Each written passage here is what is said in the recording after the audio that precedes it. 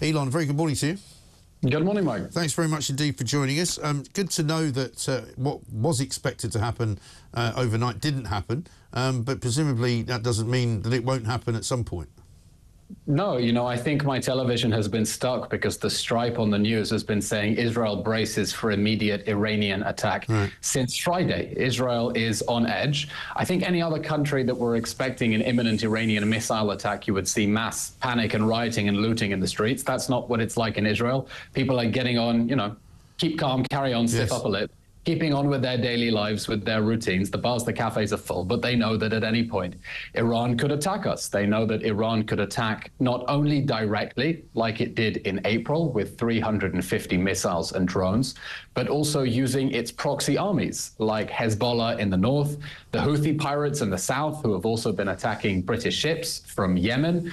The war that Hamas began on October 7th has not and never was a war just between Israel and a Palestinian terror group in Gaza. It is a regional war that Iran declared against Israel using its proxy armies on 7 fronts. And Israel is hoping now that the United States is able to send a firm message to Iran not to think of retaliating. And that was a very important statement from President Biden last night, saying that he convened his national security team to discuss the threats posed by Iran and its proxy armies, because this is a problem of aggression by the Islamic Republic, and preparations for how to support Israel if Iran lives out its threat. Absolutely right. Meanwhile, the other story that caught my attention yesterday was UNRA, who have just now been re-recognised by David Lammy, the Foreign Secretary of this country, fired 9 of their own employees for taking part in October the 7th massacre. This is horrific. UNRWA is a Hamas front. It is a UN agency that has been employing terrorists on a mass scale. Some of those terrorists took part in the October 7th massacre. I don't know how many other UN agencies have people on their payroll who take part in spectacular terror attacks. It's worse than that, because UNRWA has been allowing Hamas to operate out of its schools, out of its facilities, and then giving it political cover. And that means that international funding for UNRWA is a subsidy to Hamas. It is a subsidy to terror.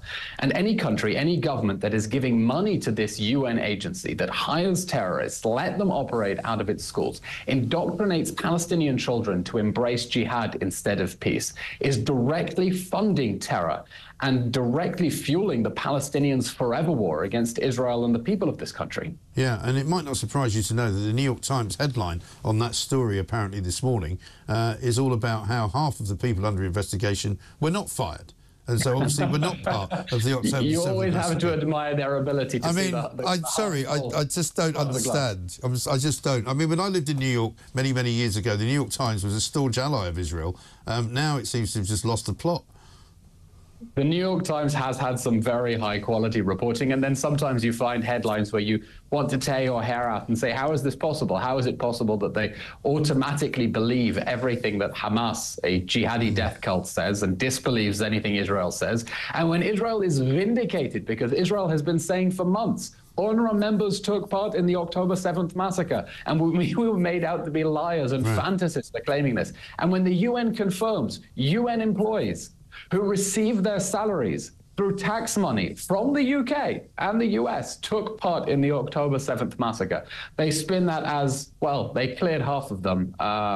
Really a terrible way to frame what should have been the story, which is that Israel was vindicated in claiming that a UN agency funded by UK taxpayers had staff who took part in the deadliest terror attack in world history after 9/11. Yeah, absolutely extraordinary. Eylon, good to talk to you. Thanks very much indeed. Eylon Levy, former spokesperson for the Israeli government, former advisor to the President of Israel, on the news that, one, Iran has not attacked Israel yet, and number 2, the biggest story for me, that UNRWA, the United Nations agency operating in Palestine, has actually fired 9 members of their staff because they were acting as terrorists on October the 7th, murdering, raping, killing people. Unbelievable. Absolutely unbelievable.